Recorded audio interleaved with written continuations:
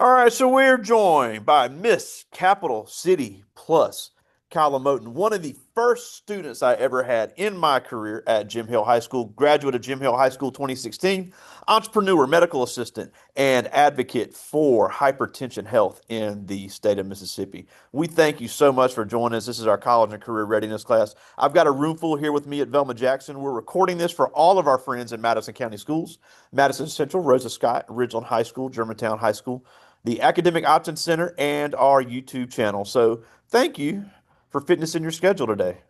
Thank you for having me. I'm so happy to be here. Happy to speak with everybody. Happy to see you. It's crazy that I'm an adult now and I get to sit in a class with my teacher.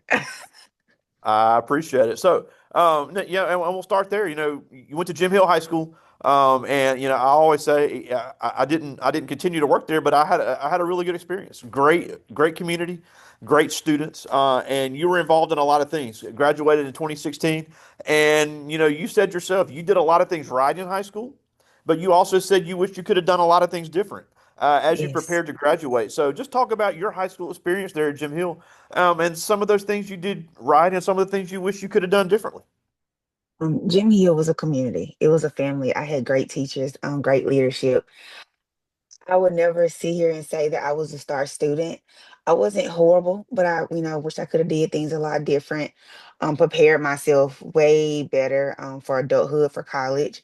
I had the leadership there. I just was not willing to listen. And I wish I would have those. That's the most important thing I think I would have done different was listen to the things that could have happened, did happen, that did set me back, and some things set me up for greatness. I had a great 4 years at Jim Hill. I'm fifth generation graduate from Jim Hill. I couldn't have made a better decision for the high school I chose. I had plenty of high schools I could have chose from, but I chose Jim Hill just because it's where I'm from. It's where I originated from. My family, my mom. She's a doctor of theology. She comes from Jim Hill as well. My sister being a paramedic, she comes from Jim Hill as well. And when I say leadership at Jim Hill was awesome, I just wish I would have listened. I should have just listened, prepared myself, looked into more schools, looked into more study options, explored my options, used the options and the resources that were given to me. But the resources that were given to me, I did use them.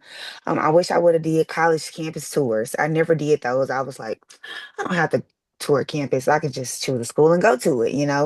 And but that's important. Um, if I would have done that, I would have chosen the right school to begin with. Um, Originally, I started at Virginia College, just trying to do something quick. I knew I wanted to do something in the medical field. I wasn't particularly sure what I wanted to do. So I chose Virginia College, not doing my research. And I got about 14 months into the program. It was only an 18-month program, just to find out that all that hard work went to waste because it was not accredited at the time. And that comes from not doing the research. That comes from not listening. That comes from not doing the campus tours with the rest of the seniors, trying to be the cool kid. And so I didn't participate like I should have. And like I said, I didn't listen. Um, n- did it say what I say that it set me back? It did, but I did not let it knock me down. I kept going. And here I am 10 years, like almost 10 years later, and now I'm a medical assistant. I've worked for awesome doctors. I've worked for A24 Productions. I've worked for Netflix, Lifetime, Paramount. I've done about 46 movies total. I worked with Tyler Perry. I've had a great experience as a medical assistant. And I would never deter anyone from getting a tech degree. I would never deter anybody from that. Degrees are awesome. Go to a four-year university, get your bachelor's, get your master's, take those stepping stones that you need. But those tech degrees, they have made me plenty of money. I personally do not have a four-year degree. I have tech degrees, but I have made well over the amount of money that I've ever thought I could make just being a medical assistant. And that's not including having my own business. I am a certified loctician. I've been doing hair for right at 7 years now. Currently I'm just a self-paid entrepreneur. I took a step back from the clinic for a while. Just wanted to see, my business was flourishing. My business grew bigger than me. And so I was like, let me see, can I do this full time? And it's hard work. It's just as hard as going to a clinic and clocking in somewhere because, you have these corporate jobs, if you want to call in, you have your paid time off. But if you're an entrepreneur, if you call out or say, I don't want to do hair anymore, that's your money. You don't have anyone to pay you. And so it's those days where, I want to not go get out my bed. I want to rub my feet together and not do anything. But I have to understand, I have to get up, I have to go to the salon, I have to unlock those doors and work because nobody's going to clock in for me. It's not easy. It is not easy. It takes a lot of determination, a lot of dedication, a lot of positive attitude, and another thing, just listening. If I would have listened to other entrepreneurs, I would have known that this is not easy. Just to be able to say, okay, yeah, I can wake up and, go about my day as I please, but it also comes with having a strong mindset to know when it's okay to just sit back and not participate because of course those slow days do happen versus if you go to a clinic, the clinic's going to open 5 days a week. They're going to open at least 12 hours a day at the least versus if I don't want to go to the salon today, I don't get paid. And so I had to learn the hard way that entrepreneurship is just as hard as being, a punch in, a punch out type of employee. Yeah, everybody wants the glamour, but they don't understand the work that goes into it. Now, one thing I also wanted to hit on, and obviously we both speak so highly of Jim Hill, but obviously we both know people that were at Jim Hill that fell into a influence of crime and gangs and drugs. We both know people Yes. that are locked up. We both know people that have been unfortunately have lost their life. So, it is such social media and some of these influences are such a big influence on these young people and it is a easy life to get caught up into. So as we've both seen people make those decisions, what can kids do to kind of keep from falling into that statistic? Stay off social media. Do not follow the crowd. Do not, and I speak from experience. I have this kid, I babysit him from 6 years old. And he's an adult now. Well, now he's 21 now and he's in prison. And he went to Jim Hill and he's in there for murder. And just trying to follow the crowd.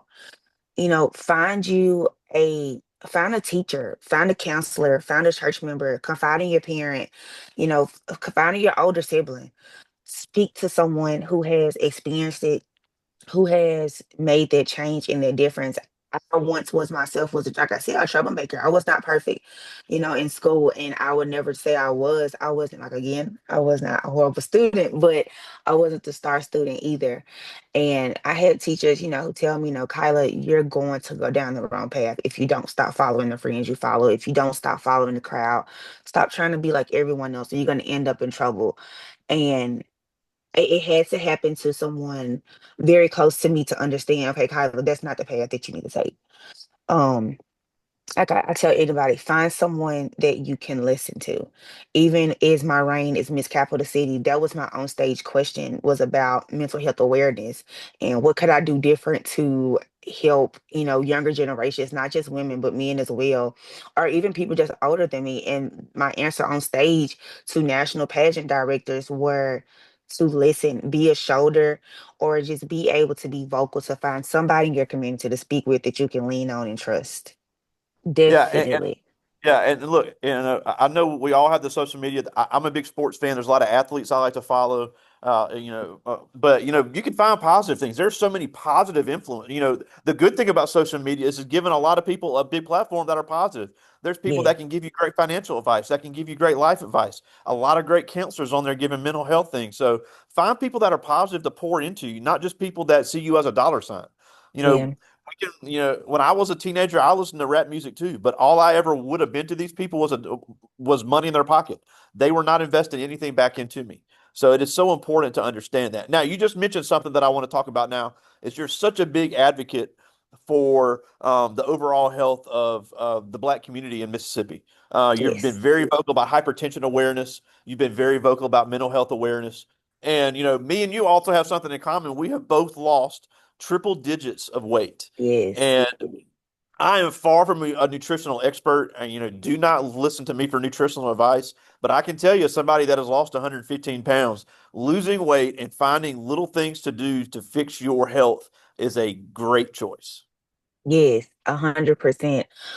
Just like you said, I'm not a health guru, but being in and it all ties in together. Just being in the medical field, I see what obesity can do. I see what hypertension can do. I see what hypo and hyperglycemia can do. I see what diabetes. I've seen the cancers. I've seen things that you can absolutely cannot imagine. And how it can do a 360 just by losing a easy 10 or 12 pounds.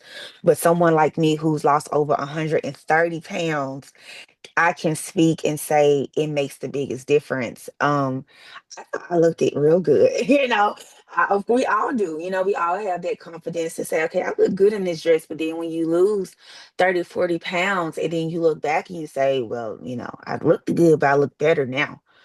And I would tell anybody, take your health serious. You do not have to go out and do 40 duck walks and 50 lunges and 30 squats because I do not do that. I do not do that. But I do walk. I walk a lot. I'll walk a lot. I will put on my favorite music and I will get outside in my neighborhood and I will just walk.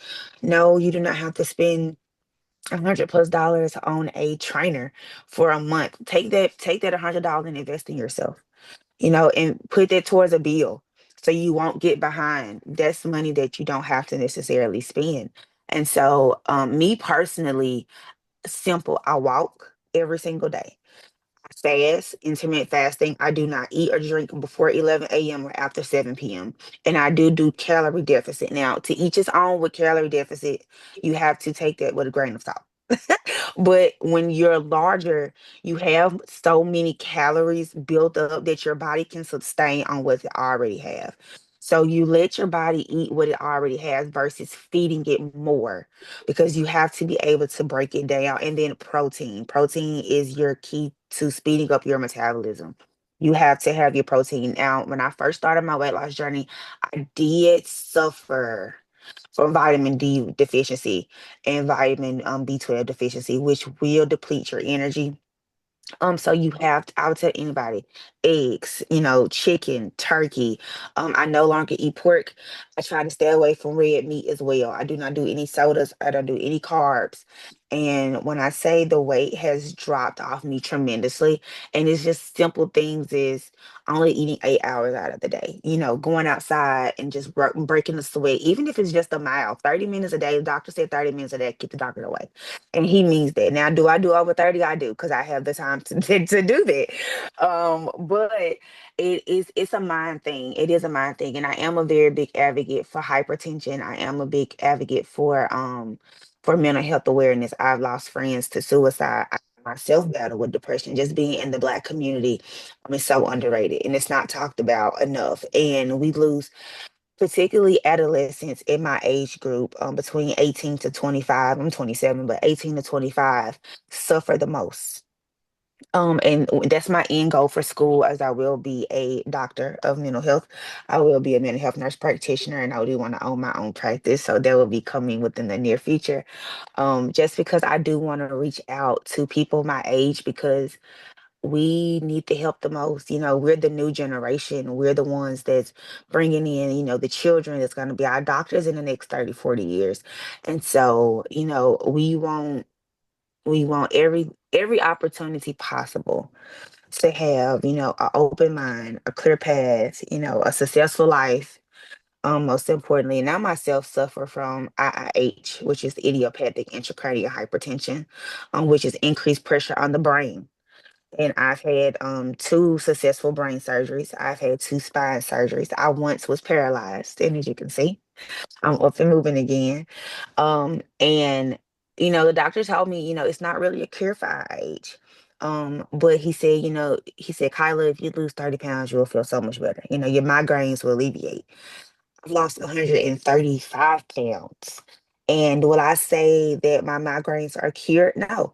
Would I say that my vision will, miraculously come back? No. But I can say I don't have 21 migraine days a month anymore. I may have 4 migraine days a month. And I tell anybody, yes, you look good, but you can always look better. And I look Yeah. better. So I feel good. No, I think it's important because, first of all, hypertension was such a big problem, just all over Mississippi because of the lack of education and resources, but especially in the black community. It was one of the big reasons that heart disease was just so high for years. But the resources have changed, access has changed. And look, I haven't had a soda either in 8 years, and I don't miss it at all. So little things like that to fix your health. Now, one thing you did mention, then I'm going to get to the students' questions, is you mentioned about mental health crisis. There are now more resources than ever. And, I think we'd be remiss if we didn't mention our friend Jeremiah Smith, who was a student at Jim Hill that unfortunately lost his life to suicide Yes, right after you graduated. And his mother has become very vocal in suicide prevention here in the Jackson area. And it's important to know that, look, I'll be the first person to tell you the transition from high school to your next step is one of the biggest transitions you will ever face as a person, no matter who you yes, are. And whether you go to college or not, it's tough. And depression is a silent killer of all colors, of all genders. It does not discriminate, no matter what people say. But there has never been a better time to have resources. 988 is a free resource at all time for anybody to call in a mental health crisis. That is 24 hours a day, 365 days a year, always has availability, and they can help you immediately and get you the resources to help anyone in a mental health crisis. And I know you're a big proponent of that, as am I. So anybody that's here with me now that may be feeling any type of mental health crisis, 988 is always available, the hotline, the national hotline. So 100%. really wanted to mention that, and that there is never just one group that is acceptable. Hold on, my screen's messing up, and then I'm going to get to their questions. Okay. There we go. All right, we got you back. All right, so I do have some questions, and I'll get to as many of these as I can. God, these are really good. Um, okay, here's one. This is Adisha Bell. She's in 10th grade, one of our volleyball and basketball players here, and she asked, "What made you want to be an entrepreneur?" Freedom. Um, Simple as that. It's freedom, financial freedom. Um, I would say I love to travel. But from my personal experience, like I said previously, I do have IIH. And, most jobs depend on you, like solely depend on you. You may feel like, you got other employees, but they depend on you. And if you're not there, if you make like a big difference in their place of employment, when you're not there, they miss you. And so I had an incident where I had to take off because I had to have brain surgery for the second time. And my job was not okay. They were like, "Oh, well, we need you." And I was like, "Well, if I'm not What? alive, I will be no, and if I tell you the job, you will be so surprised." The government. And they would be, and me and my supervisor, we didn't argue about it, but I had to tell her, I can't make the decision to be here for patients if I'm not here. And I made my mind up that day, and I was like, you know what? I love my job. I love what I do. I put so much hard work behind my name, and my credentials and my resume speaks for itself. But I have to care about me more. And I made that decision that day. I was like, you know what? I need to go home and I need to practice on this some more. Because I've always been good with my hands. And so once that happened, it dawned on me that Kyla, you have to do this on your own.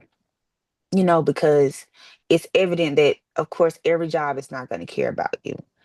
And you want your job to appreciate you how you appreciate them. Because of course, they pay your bills, you appreciate them. But to be told that you have to choose between your health and taking care of someone else, it makes you sit back and realize, I have to care about me first. And once I did that, the decision came easy. But do not think being an entrepreneur is easy, because it's not.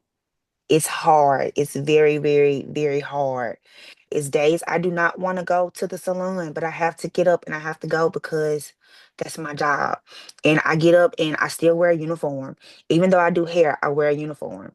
I put on my scrubs every single day. I still do my hair. I do my makeup. I take my shower. I put on my cute scrubs and my cute Crocs, and I still go to work because you have to treat it as such.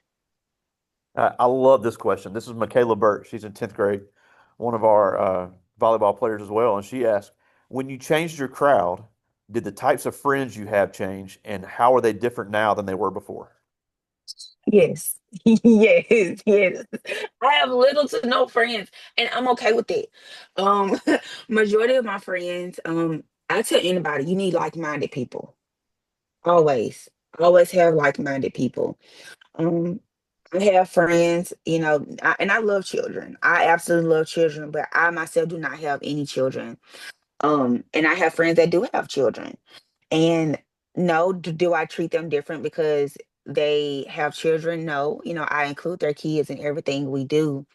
But once my focus shifted to something more personal, like wanting to travel or wanting to open up my own business or wanting to have my DBA account, which is doing business as account, things that's different, you know, my friends looked at me like, okay, Kyla's a little too serious. They want to go to Fourth Avenue on Sundays. I prefer to go to the reservoir on Sundays and jot down and write and prioritize my week out. And so when things like that shift, you have to know when to follow that shift. Never follow the crowd. I wanted to follow the crowd so bad as a teenager, but then I realized they're going to go on to Jackson State and be something. I'm still going to be here trying to figure it out. And I didn't want that for myself. And so I changed my crowd. And now do I have friends? I do, just not the same friends. And that's okay. Yeah. I got time for two more. And Okay. this person did not put their name on it, but this is a really good question. What would you say to the younger generation about working to get their passions? Study, study, research, Google, YouTube, even as crazy as it is, TikTok, because anything, because the Uh, thing is you have to relate to the things of the new generation. Normally used to go to a book and find out anything you wanted to know. These days you have to get sometimes you have to use the internet source to get the answers that you need. I would tell anybody to just research, study whatever you want to do. Even with me doing locks for 7 years, anything that I want to do new, I study it. I write it down. My mom always told me, you want to know something, write it down and it will last forever. I keep a notebook literally in my desk at all times full of notes. Like right now, I'm in my home office, and I keep a notepad full of things because anytime I want to know something, I write it down. No matter what it is, I'm gonna write it down. So I would tell anybody to just research, do your studies, and take it personal. Do not take it with a grain of salt. Treat it like your life depends on it. Man, big time, and find a way to organize things. That's such a great idea. I got Yes. time for one. I got time for one more, and I like this one because I think this is important. This is Deani Johnson. She's in ninth grade, one of our band members, and she asked, "How does it feel to work with celebrities? And do you have to carry yourself differently because you're working as an entrepreneur and not as a fan?" Yes, that's my favorite question. Yes, it's when I say when you see your favorite actress or actor on TV, you love them. But then when you meet them in person, you like, okay, so that's your real personality. And so I have met, I'm just a small group, and I know we're in a time crunch. Morgan Freeman, I've worked with Gabrielle Union, I've worked with Tyrese Gibson, of course, I worked with Tyler Perry. I worked with Krista Hazlitt. Everybody know Latima. I've worked with her. Like they're awesome. They're all great people in person, but their personalities does not match TV. And yes, you have to conduct yourself different. You have to sign agreements. Of course, no phones, no pictures, no autographs. You have to act as if they're a normal person. And Yeah. it's very hard. I worked in that field for about 3 or 4.5 years now, and I still do it every now and then. And I still have to act the same exact way. I have to act just as normal. But how can I act like that when I'm standing beside Tyler Perry? Like, come on, man. It's a great feeling. It is. Absolutely. Well, we're almost out of time, and we thank you so much for joining us. And I'm Thank so y'all for proud to call having you a me. former student. You know, one of the Thank biggest you. successes of my career, and it's just so great to see one of my original students now 13 years later doing some great things. But before we go, No. like we said, I still think the biggest transition a young person makes is that transition from high school into their next step, whether it be college, whether it be going to the military, finding a career, or getting, a technical degree. So as they prepare to make those decisions, what can they do to prepare themselves for the obstacles they're going to face? Write down your goals. Write them down. Write down the end goal. Short term and long term. Like I said before, tour your campuses, tour your options. If you choose the military route, figure out how many years you want to do. Figure out is when you retire from the military, what type of jobs are going to be available once you retire. My dad did 7 tours, 6 was for voluntary. And now, my dad is set for life and he chose the military route. He's never had another job a day in his life besides the Wow. military. He retired, well, no, he worked for Coke and he retired from Clark last year. Other than that, that's the only job he's ever worked because he set himself up. My mom, being a doctor of theology, when she quits working for the government, whenever she feels like it at this point, she has something to fall back on. My sister is the same as that way. My grandmother, she is a physical, well, she was a physical therapist. She graduated, not graduated, retired from the state as a physical therapist. So I would tell anyone to prepare yourself for any and everything that can possibly happen. You guys are gonna be the new generation to come. Once I sit down somewhere, you may have a teacher in your class, Mr. Pygate, who may teach my children. And I will be absolutely elated to know that my kids going to school who are taught by a teacher that taught me. And so things like that, that matters. Plan, write down, the things that could possibly happen, the things that you want to happen, and deviate for the things that's negative. Please, please, please, please deviate away from them because they can tear you down. You do not want that at all. And I thank you for having me, Mr. Pike. It's so great to be able to speak to you and Yeah, speak to your and also, students. well, they can't have their phones right now, but we're definitely going to share your socials so they can all follow you later. You're a Please great do. follow, a lot of great information and things you're doing in the community. And if they have any questions, I know you're always happy to reach out to them as well. Please, please do. You guys, you always will have someone to talk to. I would tell anybody, you are not alone. You have me. I would sit here and talk to you guys all day if I could. I really would. So please reach out to me as much as you can.